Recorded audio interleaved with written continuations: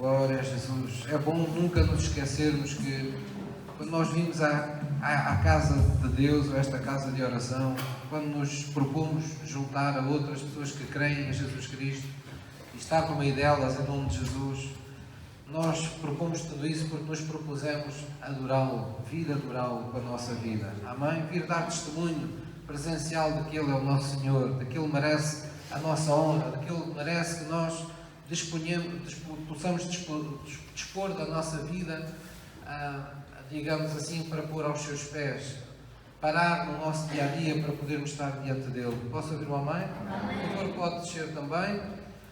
Hoje eles presentearam-nos aqui com uma série de surpresas, graças a Deus, não é?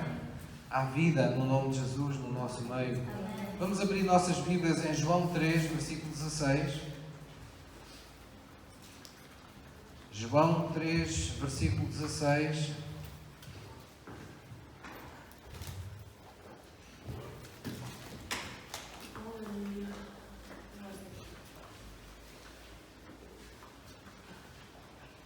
João 3, versículo 16. Já todos encontraram, amados? Este é, digamos que, o versículo que resume, de alguma forma, a vinda de Jesus. Nós hoje vamos celebrar o Natal e vamos nos lembrar, mais uma vez, que Jesus, ou a vinda de Jesus, esta primeira vinda de Jesus, tem como missão trazer Deus às nossas vidas. Jesus foi e é Emmanuel, é Deus conosco, é aquele que verdadeiramente nos coloca numa posição de harmonia, de reconciliação, de união, de aliança com Deus na terra. E nesta sexta-feira nós falámos aqui na igreja sobre a redenção, sobre essa redenção por amor que Deus operou para connosco e como está subjacente à própria revelação da redenção, que Deus de alguma forma se considera nosso dono, porque Deus é nosso Criador, nós somos criação de Deus. Deus formou-nos para Ele, como diz a palavra de Deus. Então a redenção fala disso, fala de alguém que teve alguma coisa que a perdeu e que voltou a possuí-la, voltou a trazer para si mesmo. Então foi isso que Deus fez para connosco. E aos olhos de Deus, todos quantos continuam separados de Deus, mesmo estando na terra, mesmo de alguma forma invocando à sua maneira a Deus, aos olhos deles estão perdidos. Essa é a condição espiritual daqueles que estão separados de Deus. E foi por isso que Deus enviou Jesus. Em Coríntios há uma passagem bíblica muito clara que diz que Deus estava em Cristo reconciliando consigo o mundo. Então esse é o propósito de Deus. Um Deus santo em busca de um povo que, por causa do pecado, passou a viver destituído da sua presença, destituído da sua companhia durante toda uma vida. Então aqui em João 3,16 nos fala desse romance de amor acerca da qual a Bíblia nos fala. Este é o maior romance de todos, não é? É a grande história do universo que nós temos aqui. E diz, vamos ler juntos, porque Deus amou o mundo de tal maneira que deu o seu Filho unigênito, para que todo aquele que nele crê não pereça, mas tenha a vida eterna. Então, Deus amou o mundo de tal maneira. Foi uma questão de amor. A vinda de Jesus Cristo foi uma questão de amor. Foi um romance. É um romance que está aqui em toda a palavra de Deus implícito, desde mesmo o princípio do Velho Testamento, toda a caminhada, toda a saída do povo do Egito, a caminho de Canaã, a forma como Deus providenciou a Páscoa, tudo anunciava a vinda desse Salvador, tudo anunciava que Deus estaria disposto a absolutamente tudo para nos vir resgatar de novo. Então, aqui o que nos diz que foi por amor que Deus enviou o seu único Filho. A Bíblia aqui é clara e nós nunca podemos pôr na boca de Jesus as palavras, ou na boca de Deus as palavras que Ele não disse, não é? Deus diz que, fala aqui no seu Filho, como o único Filho que Deus tinha. E realça ainda dizendo que Ele era unigênito. Ora, unigênito quer dizer isso mesmo, é o único Filho, não há outro, não é? Então, Deus tinha este único Filho, mas Deus criou-nos para sermos seus filhos. Então porquê é que não éramos filhos? Porque nós não reconhecíamos Deus como nosso Pai. Nós não tínhamos contato com o nosso Pai. Muitos de nós nascemos nesta terra sem saber de onde viemos, quem nos deu a vida, quem tinha um propósito, um significado para a nossa vida, como deveríamos viver. Então, Deus, querendo que nós fôssemos filhos de pleno direito, enviou aquele que era filho legítimo, por assim dizer, Jesus Cristo, e veio a este mundo como unigênito, como o único Filho de Deus. E diz aqui que foi para que todo aquele que nele crê não perecesse, mas tivesse a vida eterna. Por outras palavras, para que o unigênito desse lugar a uma nova categoria, passasse a ser o primogênito, passasse a ser o primeiro entre muitos filhos que Deus teria nesta terra. Então foi esta dimensão que Jesus nos trouxe, foi a dimensão de um Pai que nós temos no céu, um Pai ao qual nós podemos orar e chamar de Pai Nosso que estás nos céus. Santificado seja o teu nome. Deus trouxe-nos em Cristo a oportunidade de tratá-lo por Pai. Deus podia-se ter feito representar como um trono de justiça, não é? Mas Deus revelou um trono de graça, revelou um trono de amor, revelou uma porta aberta para nós podermos chegar mais perto deste Deus que nos formou e que nos ama de sobremaneira. Posso ouvir um amém? Então, é isso que significa o nascimento de Jesus Cristo. Deus vindo à Terra em busca daqueles que mais amava para estarem para sempre com Ele. E pastor, quando é que nós vamos estar com Ele? É um dia? Não, nós já estamos com Ele hoje. Quando nós entregamos a vida a Jesus, Jesus disse: todo aquele que crê em mim, na verdade vos digo que nesse mesmo instante passou da morte para a vida. Passou da morte espiritual para a vida espiritual. Passou a ter acesso. Jesus foi mais longe e disse: se vocês guardarem as minhas palavras, eu e o Pai viremos e faremos em vocês morada. Falaremos ao vosso coração. Eu vou-vos enviar um Espírito que vocês vão reconhecer que não é o mesmo Espírito que vocês tinham no mundo, que vos deixava ficar escravos das circunstâncias desta vida. Vocês não vão receber mais um espírito de escravidão, vão receber um Espírito pelo qual vocês vão poder clamar a Deus: Tu és o meu Pai. Vocês vão receber um Espírito de fortaleza, um Espírito de amor, para que vocês compreendam e tenham dentro de vós a mesma natureza, a mesma essência, o mesmo sangue que corre nas veias do vosso Pai. Amém? É disso que nos fala a palavra de Deus. Vamos abrir em Mateus 1, versículo 18, e vamos ver nesse primeiro Evangelho, Mateus 1, versículo 18, vamos ver essa passagem, uma das muitas passagens que nos fala sobre o nascimento de Jesus.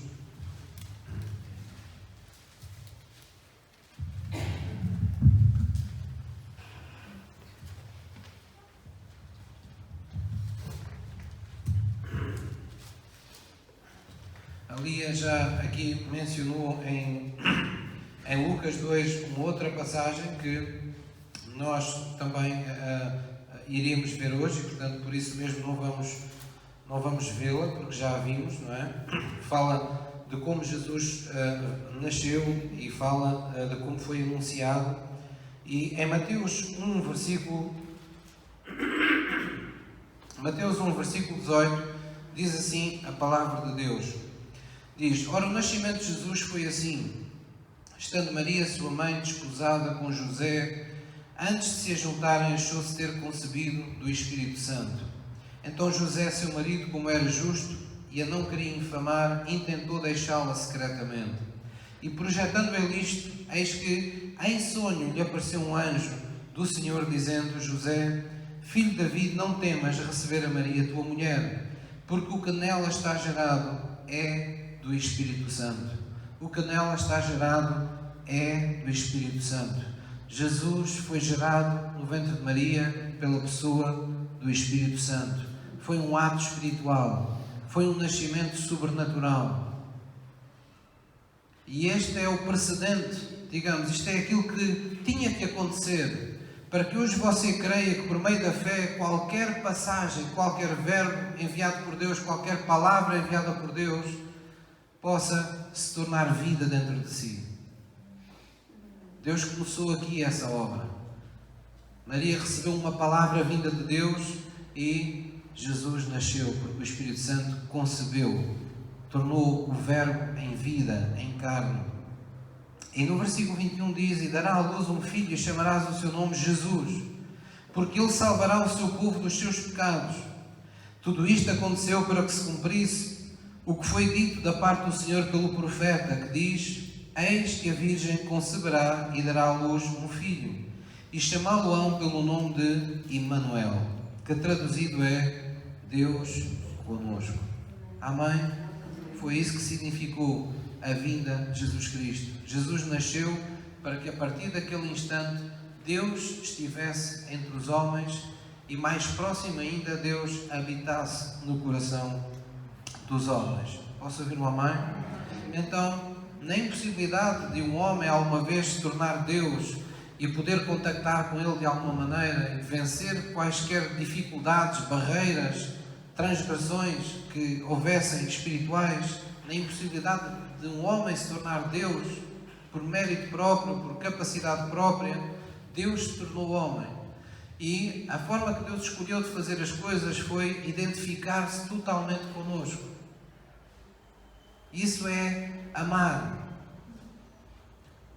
Há uma publicidade muito engraçada que está agora nestes dias, e eu passo, obviamente, a publicidade de quem é a marca, mas que diz que ouvir é um ato de amor, não é? E estar com as pessoas é um ato de amor. Há muitas formas de amar. Cozinhar é um ato de amor. Nós temos muitas formas de amar que geralmente não falamos do púlpito, mas que são formas poderosas de amar. Quando alguém prepara uma refeição com todo o carinho para que outras pessoas se satisfaçam, isso é um ato de amor. Quando nós damos ouvidos a alguém que precisa de falar, isso é um ato de amor. Quando nós nos dispomos para ser a pessoa que os outros precisam, nós estamos amando essa pessoa. Quando nós temos a capacidade de nos colocar no lugar de outra pessoa, nós estamos amando essa pessoa. Jesus escolheu essa forma de amar. Deus, em que por meio de Cristo identificou-se totalmente connosco. Não veio apenas habitar entre nós, não veio estar apenas no meio da multidão. Ele veio identificar-se completamente com cada um de nós. A Bíblia diz que Ele despiu-se da sua deidade, da sua divindade. Diz lá em Filipenses que Ele, sendo em forma de Deus, não teve por usurpação de ser igual a Deus, mas despiu-se da sua forma de Deus para se tornar homem. E como homem, diz a Bíblia que foi tentado como todos os homens da terra, como todos os indivíduos na terra. Porém, com uma diferença, Ele não pecou. Diz que Ele cresceu em estatura, em sabedoria, tal como Deus quereria que todo o ser humano tivesse a oportunidade de crescer dessa maneira. Jesus veio identificar-se connosco em todas as coisas. Diz que Ele aprendeu a obedecer, não porque tinha qualidades especiais como Deus, mas aprendeu a obedecer por aquilo que sofreu. Ele identificou-se connosco, porque todos nós na Terra precisamos da disciplina para moldar o nosso caráter, para aprender a sabermos quando devemos ser obedientes e quando devemos saber usar a autoridade. E Jesus passou por isso, sujeitou-se a isso. Imagina Jesus, Deus, sujeitar-se à disciplina dos homens na terra, submeter-se a um pai terreno adotado, José, para aprender com ele a ser homem na terra. É disso que nos fala a vinda de Jesus Cristo, um Deus que veio identificar-se totalmente connosco, um Deus que escolheu nascer pelo ventre de Maria, pelo ventre de uma mulher, escolheu vir ao mundo no seio de uma família. Ele podia ter vindo numa nave espacial, podia ter vindo numa nuvem, podia ter vindo de uma forma apoteótica, mas não, Ele escolheu entrar neste mundo pela porta legal que Deus deu a todos os homens, ou deu a todas as pessoas. Ele honrou no ventre da sua mãe o ventre de todas as mulheres na terra. Ele nasceu no meio de uma família para honrar aquilo que Ele próprio instituiu, as famílias. Mas Jesus veio identificar-se. Jesus passou um percurso, deu passos para que nos seus passos nós nos revíssemos nesses passos. Nós víssemos que, afinal, Ele é um de nós. Afinal, Ele também passou pelas coisas que nós passamos. Jesus foi traído, Jesus foi injuriado, Ele foi alvo de ciúme, foi alvo de inveja, foi alvo de tudo aquilo que nós somos hoje alvo. Não foi compreendido. A Bíblia diz que Ele veio para os seus e os seus não o receberam bem de imediato. Ele veio para nos salvar e os que deveriam ter mais responsabilidade de o amar, de o servir, de o ajudar, a religião que estava instituída, que tinha toda a estrutura, que seria tão fácil ser uma ajuda preciosa para Jesus, diz que por inveja o crucificaram. Então Jesus conheceu toda a sorte de injustiças, conheceu toda a sorte de coisas más que um ser humano pode experimentar ao cimo desta terra. Mas Ele, mesmo assim, ao vir este mundo, sabendo que toda a humanidade estava que nem muitas pessoas que estão hoje, infelizmente, numa cama de um hospital, Jesus não veio apenas na hora da visita. Ele veio tomar o nosso leito de enfermidade. A Bíblia diz que Ele veio tomar as nossas dores, os nossos sofrimentos, os nossos pecados, com um propósito santo de nos tirar desse leito de enfermidade. Na verdade, quando Ele estava um dia ressuscitando um paralítico, Ele estava anunciando a todas as pessoas que estavam olhando para Ele o que Ele tinha vindo fazer. Um homem paralítico chegou perto dele porque alguns amigos descobriram o telhado da casa onde ele estava, falando o Evangelho, e colocaram-no ao pé dele. E Jesus o levantou da sua paralisia. Disse: toma o teu leito e vai para a tua casa. Toma essa cama de onde vieste agarrado, pega em tudo isso e leva-a contigo. Vai pelos teus próprios pés. Perdoados são os teus pecados. O que Jesus estava ali fazendo com aquele homem foi o que Jesus, na verdade, veio fazer com todos nós. Todos nós estávamos naquela cama, paralisados nas nossas fraquezas, nas nossas vidas, nos momentos e nas fases das nossas vidas que não nos correram tão bem. Jesus veio anunciar um novo começo. Ele veio anunciar uma nova oportunidade. Ele veio reconstruir os fundamentos de uma vida que nós, por nós próprios, nunca a poderíamos viver. E é por isso que a Bíblia diz que todo aquele que hoje está em Cristo, uma nova criatura é. As coisas velhas passaram, eis que tudo se faz de novo. E Jesus faz questão de nos lembrar que não veio remediar a nossa vida, não veio tornar a nossa vida tal qual ela era conhecida, melhor, um bocadinho mais confortável, um bocadinho mais preenchida. Não, Ele veio acabar com o que nós tínhamos e começar uma coisa inteiramente nova. E por isso Ele disse: eu não posso pôr vinho novo em odres velhos. Eu não posso cozer um vestido novo em vestidos velhos. Vai romper, não pode ser. Vocês têm que nascer de novo. Vocês têm que fazer uma decisão no vosso coração. Eu vim ao mundo, mas não chega a ter vindo ao mundo. Vocês têm que me receber. Vocês têm que me aceitar, porque quem me aceita a mim, aceita aquele que me enviou. Posso ouvir um amém? Amém. Então é muito importante nós reconhecermos isso. Então Jesus, quando veio a este mundo, Ele não veio para ser enclausurado num qualquer templo feito por mãos de homens. Se nós hoje tivéssemos uma eminência na Terra, não apenas um Papa como já se conhece, mas um Papa que fosse um Papa, por assim dizer, de todas as religiões, ou de todas as formas de cristianismo que existe na Terra, alguém que consensualmente liderasse tudo e todos, eu acredito que aquilo que se faria é aquilo que os que se julgam seu o fazem hoje. Ficam enclausurados dentro de uma qualquer catedral, dentro de um qualquer templo. Ainda hoje há pessoas que, a pretexto da santidade, se isolam e se colocam numa posição de inacessibilidade, pensando que dessa forma estão protegidos do pecado e assumem alguma forma de divindade. Mas Jesus não foi esse o caminho que Ele escolheu. Jesus veio e andou nas ruas. E a Bíblia diz, Ele próprio anunciou acerca de si mesmo, conforme o profeta havia escrito, muitas centenas de anos antes, acerca da sua vinda, de que Ele estaria ungido para pregar o Evangelho do Reino, para curar os quebrantados de coração, para pôr em liberdade os que viviam oprimidos, para curar os contritos de coração, para dar vista aos cegos, para anunciar as boas novas, as novas de alegria que o seu nascimento acabou por trazer. Posso ouvir um amém? Então Jesus fez inúmeros milagres. Nós poderíamos ficar aqui fazendo mensagens atrás de mensagens dos inúmeros milagres que o ministério de Jesus trouxe à terra. E mesmo falando daqueles que são conhecidos, o apóstolo João diz apenas uma porção, uma parte deles ficou aqui escrito, porque era impossível, eram precisos muitos livros na terra para escrever todas as maravilhas e todos os milagres que ele fez. Mas estes ficaram escritos para que vocês, crendo no seu nome, possam ter vida nele. Jesus fez inúmeros milagres, inúmeras maravilhas, mas fez na vida de muitos, sempre anunciando o que Deus quereria fazer na vida de todos. Isso é algo que nós não nos podemos esquecer.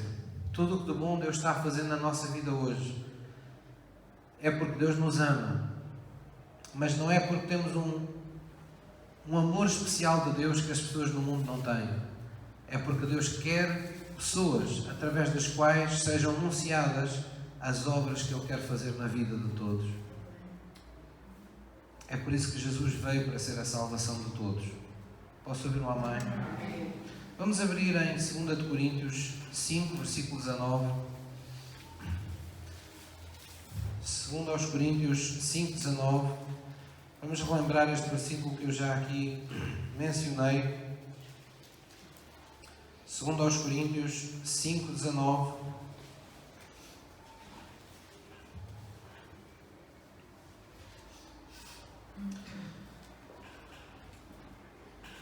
No versículo 18 diz assim: tudo isto provém de Deus, que nos reconciliou consigo mesmo por Jesus Cristo e nos deu o ministério da reconciliação. Isto é, Deus estava em Cristo reconciliando consigo o mundo, não lhes imputando os seus pecados, e pôs em nós a palavra da reconciliação. Sorte que hoje somos embaixadores da parte de Cristo, como se Deus por nós rogasse.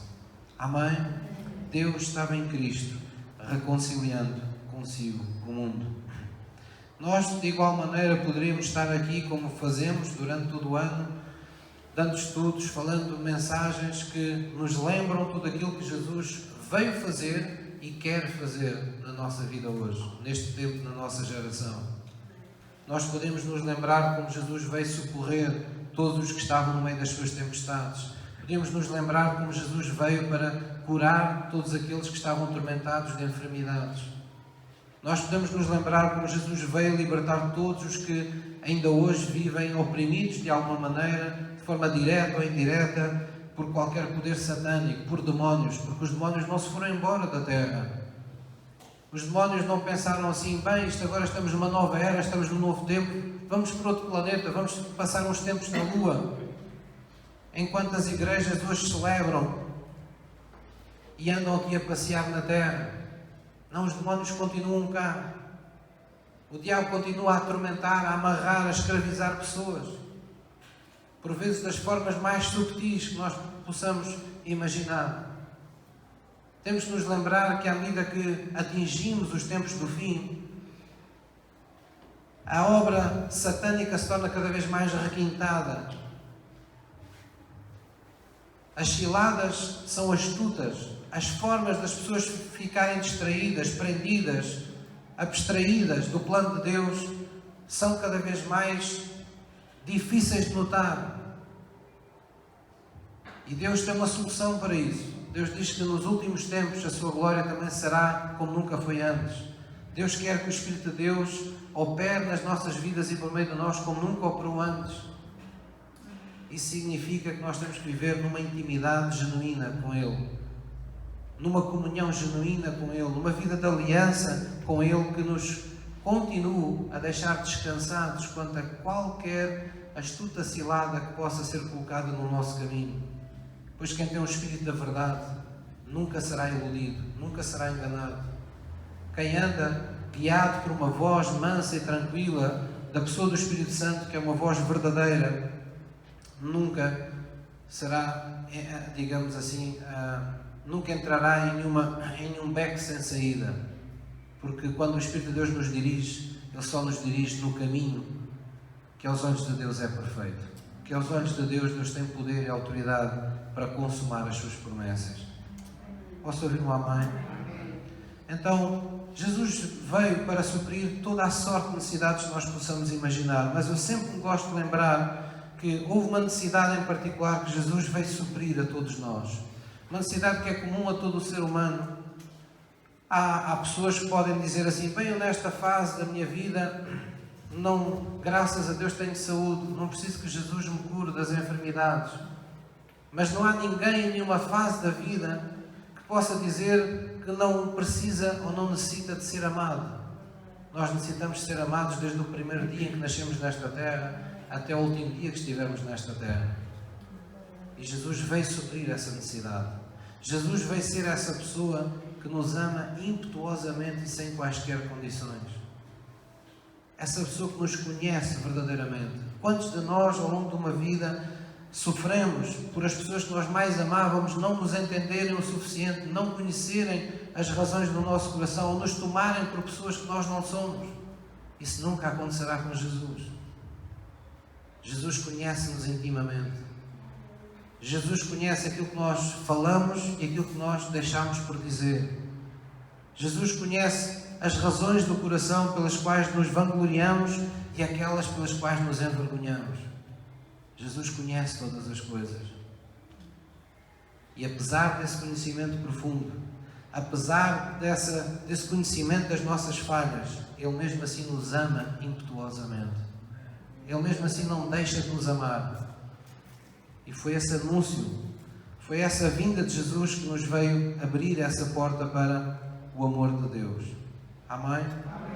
Nós precisamos reconhecer isso. É por isso que quando nós dizemos que necessitamos ter comunhão com Deus, costumamos dizer na brincadeira: você e Deus são a maioria, não é? Porque nós, se tivermos o nosso coração acertado com Deus, nós conseguimos saltar toda a sorte de desafios e de barreiras em nossa vida. Os outros fazem-nos falta, claro que sim. Não fomos feitos seres solitários. Mas, quando temos Deus, temos a capacidade de superar a falta também dos outros. Agora, quando estamos com outros, nunca será superada a falta de Deus. É de Deus que nós mais necessitamos. Foi isso que Jesus veio preencher em nossa vida. Vamos abrir em Atos 4, versículo 11. Há uma comparação, uma expressão na Bíblia que nos traz revelação acerca daquilo que Jesus veio preencher em nossos corações. Atos 4, versículo 11. Jesus veio suprir essa nossa maior necessidade de sermos amados impetuosamente, sem condições, se fomos salvos por amor. E muitas pessoas ainda pensam que só fomos salvos, que não é pouco, mas que só fomos salvos do inferno, da ira futura, no sentido de que fomos salvos de ficarmos separados para sempre de Deus, ir para o inferno, como se costuma dizer. Fomos salvos disso, sim. Mas também fomos salvos de nós mesmos, fomos salvos do nosso egoísmo, fomos salvos das nossas prisões interiores que nós experimentamos nesta vida. Nós, volta e não volta, tal como as ovelhas, quando são deixadas no campo, elas podem cair num buraco, podem se ver rodeadas ou cercadas por qualquer arbusto e não saber regressar. Podem estar à mercê de um lobo. O que eu quero dizer com isto é que a ovelha não foi feita para estar sozinha. A ovelha existe para estar na companhia de um pastor. A sua visão, quem conhece esses animais sabe que a visão de uma ovelha é muito curta, elas não vêm a longas distâncias. E Davi diz que Deus, Jesus, é o nosso bom pastor, não permitirá que nada nos falte. É Ele que nos guia onde estão os pastos verdejantes. É Ele que nos guia às águas que são tranquilas. É Ele que nos protege de tudo aquilo que nos ameaça. Então, que nem ovelhas, nós temos ângulos cegos na nossa vida. Temos coisas que nós não somos capazes de ver em nossa vida e que precisamos de ajuda.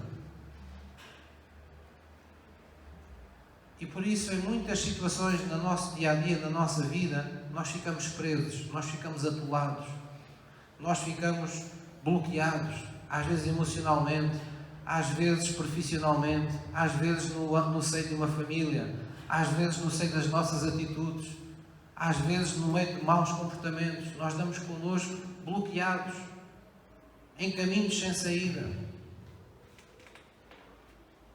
Então, quem é Jesus? O que veio Jesus fazer?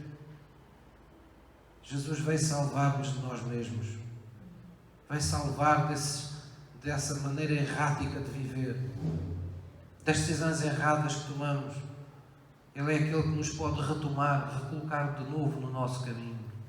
E é por isso que em Provérbios diz: reconhece-o em todos os teus caminhos e ele endireitará todas as tuas veredas.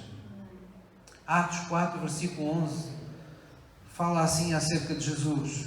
Os discípulos, falando e anunciando, digamos assim, aos judeus daquela altura, que conheciam esta linguagem, diz no versículo 11, ele está a falar de Jesus, é a pedra que foi rejeitada por vós, os edificadores.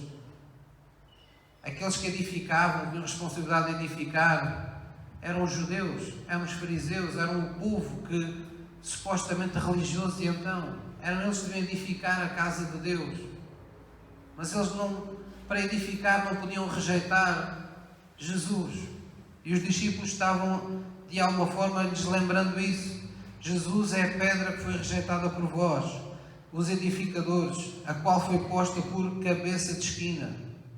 E em nenhum outro há salvação, porque também debaixo do céu nenhum outro nome há, dado entre os homens, pelo qual devamos ser salvos. A pedra de esquina. Irmãos, naquele tempo, quando se faziam aqueles edifícios de pedra, eles não tinham o ferro como nós temos hoje para fazer pilares ou vigas com betão e ferro e saber as medidas e as quantidades exatas e ajudar a suportar, digamos, estruturas maiores. Naquele tempo, a arte estava mesmo na arte de utilizar a pedra. E determinados edifícios, para alcançarem determinadas alturas, a forma como eram colocadas as pedras tinha que ser uma arte verdadeiramente desenvolvida. Aquilo não podia ter falhas. Os edifícios tinham que ser estruturados de uma forma equilibrada para se poderem manter de pé, de tal maneira que ainda hoje, nos nossos dias, existem edifícios desse tempo que permanecem de pé. Mesmo depois de terremotos, mesmo depois de cataclismos.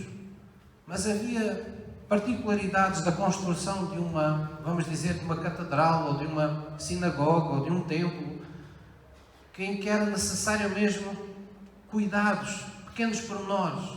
Havia arcos que se faziam, que ainda hoje existem, em algumas partes até aqui em Portugal, há vários exemplos disso. Ali em Oeiras, por exemplo, ainda há um arco assim que foi mantido, em que as pedras são colocadas todas umas sobre as outras, de um lado e de outro, mas é preciso haver uma pedra lá em cima que tranque todo aquele arco e que permita que aquelas pedras simplesmente não caiam por gravidade, mas estejam sob uma pressão harmoniosa para que permaneçam de pé. E aqui Jesus é comparado com que aquela pedra que se coloca no sítio certo para todo o edifício possa ficar de pé. Jesus é essa pedra de esquina. Jesus é essa pedra necessária a todas as pessoas para preencher um espaço na muralha, no muro que todos nós somos. Imagine que nós somos um muro, mas um muro em que no lugar de uma pedra temos um buraco e ali está uma fragilidade nossa. É como se alguém fosse lá e colocasse uma pedra naquele buraco e impedisse que houvesse aquela fragilidade. Sabe, todos nós crescemos na nossa vida com fraquezas, todos nós crescemos na nossa vida e vivemos com fragilidades. Uns cresceram sem pai, outros cresceram sem mãe, outros cresceram sem família, outros tiveram pai, mãe, família, mas não tiveram amor, não souberam o que foi o perdão, ou não tiveram dignidade.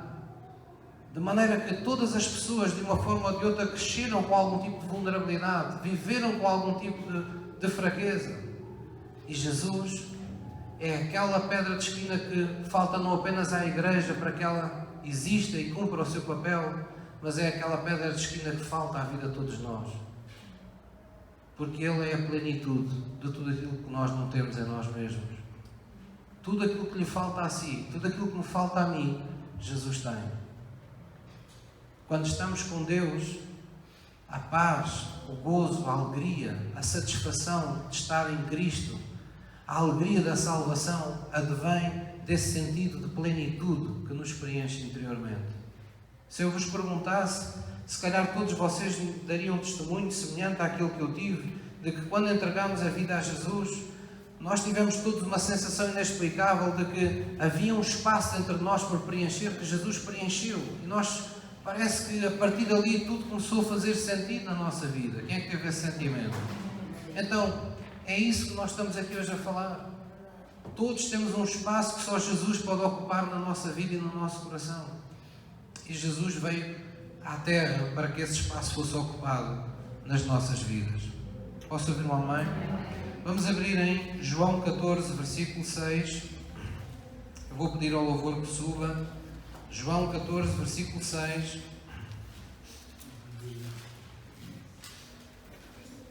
Nós hoje vamos celebrar o nascimento de Jesus, tomando Santa Ceia, e vamos nos lembrar de que Jesus foi quem nos preparou este caminho, quem nos abriu esta porta, ou quem nos deixou esta porta sempre aberta para a presença de Deus, à qual nós chamamos a graça de Deus.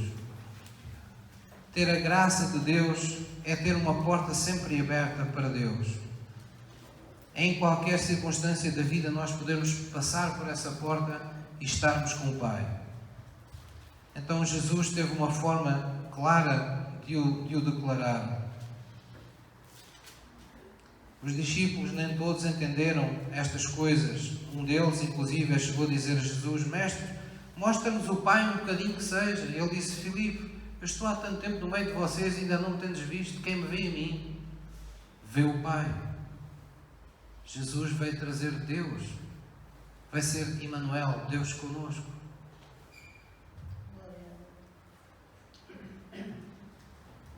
João 14, versículo 6. Jesus diz assim na sua palavra: Disse-lhes Jesus: Eu sou o caminho e a verdade e a vida. Ninguém vem ao Pai senão por mim. Eu sou o caminho, a verdade e a vida. Ninguém vem ao Pai senão por mim. Esta é a razão porque nós, evangélicos, não queremos que se possa ir a Deus por qualquer profeta, por qualquer divindade, pela invocação de um qualquer discípulo, nome de discípulo ou santo, ou qualquer outro falso Deus que exista na Terra. Está muito em voga pensarmos, bem, cada um chega a Deus conforme entende, o que é importante é que a gente acredite todos que estamos na presença do mesmo Deus. Não é verdade. É uma mentira. Só se pode ir à presença de Deus por Jesus Cristo. Só o Filho nos pode levar ao Pai. Ele não disse que era um dos caminhos, ele disse: Eu sou o caminho. Não há mais nenhuma verdade além dele. Eu sou a verdade, disse Jesus. Eu sou a única vida que está acessível a Deus. Tudo o resto é falsidade, tudo o resto é imitação, tudo o resto é secundário. Mas o pastor está a dizer que agora as igrejas que professam Jesus Cristo são os donos da verdade. Não, nós não somos donos da verdade, mas nós temos a verdade. A verdade está connosco. Não para aumentar o nosso orgulho pessoal ou o nosso orgulho santo, mas a verdade está connosco para salvar todas as pessoas. Só podemos ir ao Pai por meio de Jesus Cristo. Ele é o caminho, a verdade e a vida. Mais ninguém veio com tal missão que se celebre como celebramos o Natal. Até o mundo incrédulo celebra o Natal. Até o mundo incrédulo celebra a Páscoa, mesmo não a conhecendo, mesmo não a sabendo. Isso fala de impetuosidade, isso fala da força de qualquer coisa que vem dos céus para a terra, que Deus prepara na vida de todos os homens.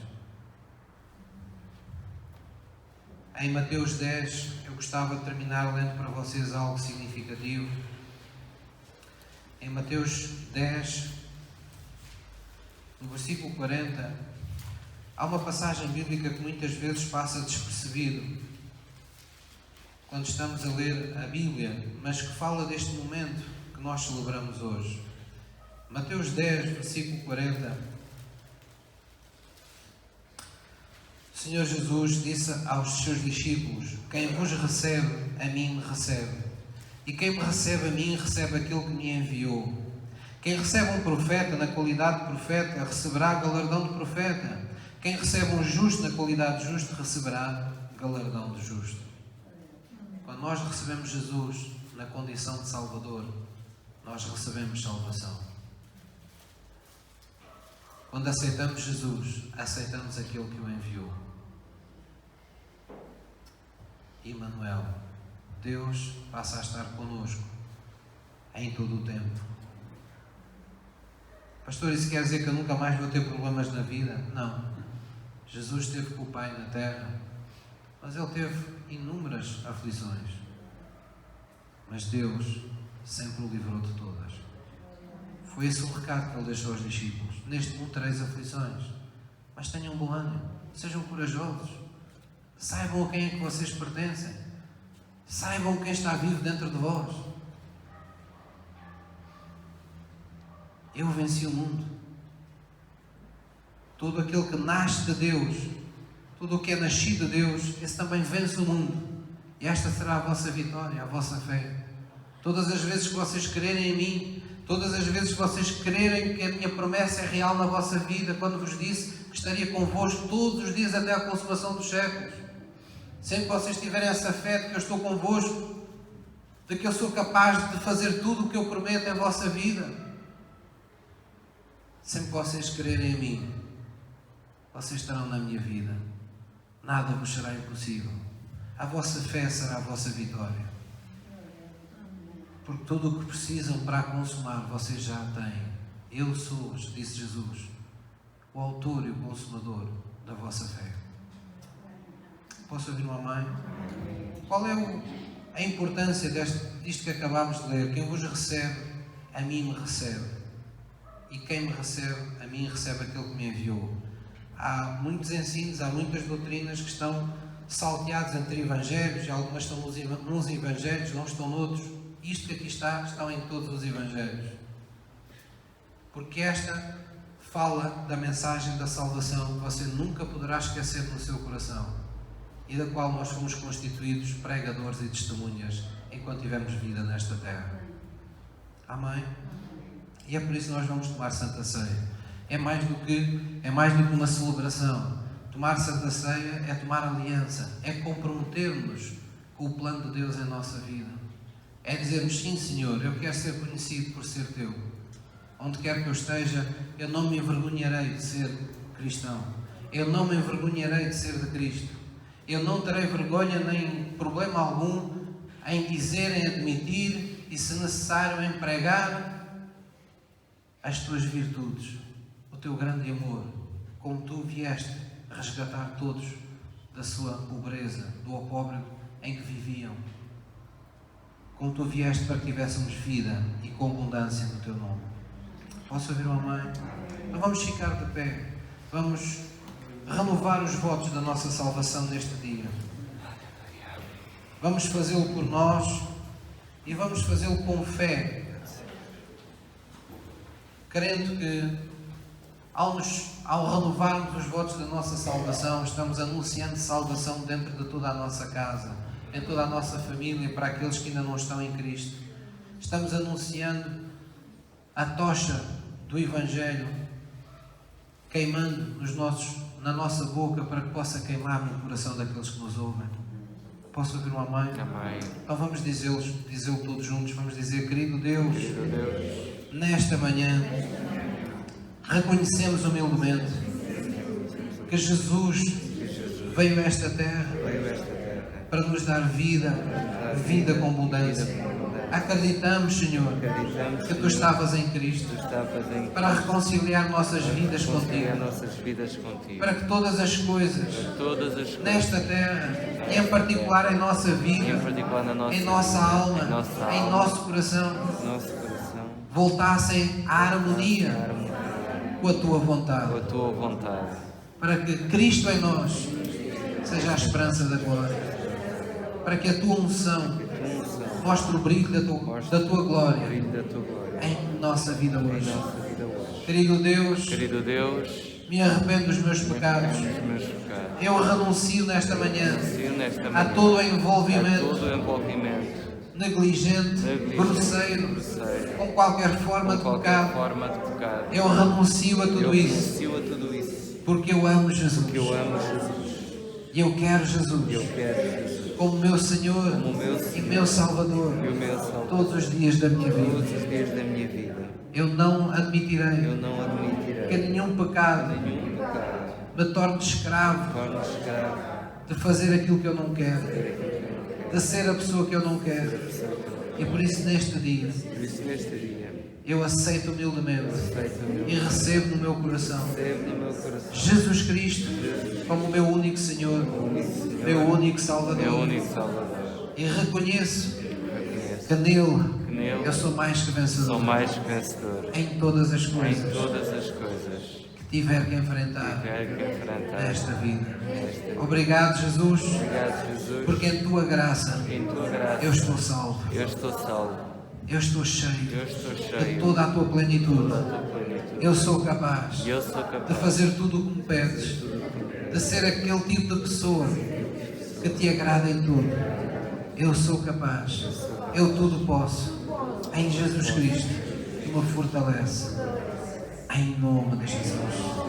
E por isso, Deus, nesta manhã, eu decido no meu coração, pela Santa Ceia, renovar os votos da minha aliança contigo, comprometendo-me a anunciar a Tua morte e a Tua ressurreição e a ser um só contigo, em o nome de Jesus. Em o nome de Jesus. Deixe-me orar. Pai, no nome de Jesus, que eu abençoe estes elementos da Santa Ceia, Senhor, e Te agradeço, Deus, pela oportunidade de podermos comungar com Cristo nesta manhã, Senhor.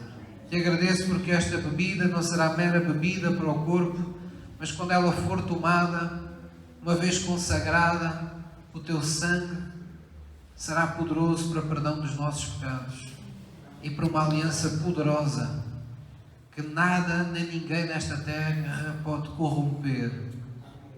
Em nome de Jesus. Pai, que esta comida deixe de ser mera comida, mas que ao tomar este pão, uma vez consagrado, ele seja o Teu corpo repartido por nós. Pois é de coração que nós assumimos que somos a Tua Igreja, que somos em particular cada membro, cada órgão do Teu corpo.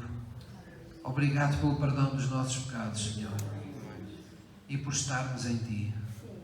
Em nome de Jesus. Em nome de Jesus. Amém. Vamos adorá-lo todo o nosso coração, permanecer no espírito de adoração enquanto eu vos sirvo a Santa Ceia.